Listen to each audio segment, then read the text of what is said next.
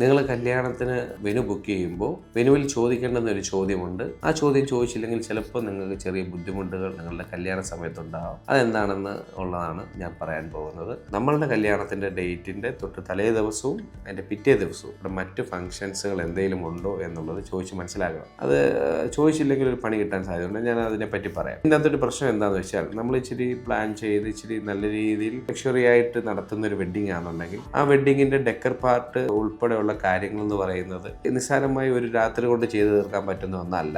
അപ്പോൾ നമ്മൾ തൊട്ട് തലേ ദിവസം നമുക്കൊരു രാവിലെ തൊട്ടേ അവിടുത്തെ ഹോൾ അവൈലബിൾ ആണെന്നുണ്ടെങ്കിൽ മാത്രമാണ് നമുക്ക് അത്രയും പെർഫെക്ഷനിൽ പിറ്റേന്നത്തേക്ക്, ഇപ്പം അതും രണ്ട് തരത്തിലാവും. പിറ്റേന്ന് രാവിലെ നടക്കുന്ന മാരേജ് ആവും, അല്ലെന്നുണ്ടെങ്കിൽ പിറ്റേന്ന് വൈകിട്ട് റിസപ്ഷൻ സൈഡിൽ നടക്കുന്ന ഫംഗ്ഷൻ ആവാം. ഇവ രണ്ടാണെന്നുണ്ടെങ്കിലും കുറച്ച് സമയം നമ്മൾ പ്രൊഡക്ഷൻ ടീമിന് കൊടുത്തെങ്കിൽ മാത്രമേ ഈ പറയുന്ന നമ്മളുടെ വെഡ്ഡിങ് എലമെന്റ്സുകളൊക്കെ തന്നെ ചെയ്യാൻ പറ്റുള്ളൂ. അതിനകത്ത് ഇൻക്ലൂഡിങ് ലൈറ്റ്സ് ആൻഡ് സൗണ്ട്സ് ഉൾപ്പെടെ. നമുക്ക് വെളിയിൽ ആംബിയൻസ് ലൈറ്റ്സ് ഉണ്ടെങ്കിൽ അങ്ങനെ ഹോളിനകത്ത് നമ്മളൊരു ലൈറ്റിംഗ് പ്രോപ്പറായിട്ട്, ഇപ്പോൾ ഷാർപ്പിയോ മൂവിങ് ഹെഡോ പിന്നെ ഈ പറഞ്ഞ സ്ട്രോബ് ഫ്ലിക്കർ അങ്ങനെ ഒരുപാട് സാധനങ്ങളുണ്ടല്ലോ. ആ സാധനങ്ങളൊക്കെ പ്ലേസ് ചെയ്യണമെങ്കിൽ അതിനെ പ്രോപ്പറായിട്ട് സെറ്റ് ചെയ്ത് അതിൻ്റെ എഞ്ചിനീയേഴ്സിന്, ലൈറ്റ്സ് ആയാലും സൗണ്ട്സ് ആയാലും അതിൻ്റെ എഞ്ചിനീയേഴ്സിന് ആ ഡെക്കറുമായിട്ട് ഉതകുന്ന രീതിയിൽ അതിനെ ഡിസൈൻ ചെയ്ത് എടുക്കാനും, സൗണ്ട് എഞ്ചിനീയേഴ്സ് ആണെങ്കിൽ ആ ഹോളിനനുസരിച്ചുള്ള സൗണ്ട് ചെക്കൊക്കെ ചെയ്ത് എടുക്കാൻ അവർക്ക് കുറച്ച് സമയം വേണം. ആ സമയം പ്രോപ്പറായിട്ട് കിട്ടുന്ന രീതിയിൽ പ്ലാൻ ചെയ്തില്ല എന്നുണ്ടെങ്കിൽ ചെറിയ ബുദ്ധിമുട്ടുകൾ നമുക്ക് ആ സമയത്തുണ്ടാവും എന്നുള്ളത് യാഥാർത്ഥ്യമാണ്. അപ്പോൾ നിങ്ങൾ ആ കാര്യങ്ങളോട് ശ്രദ്ധിക്കണം.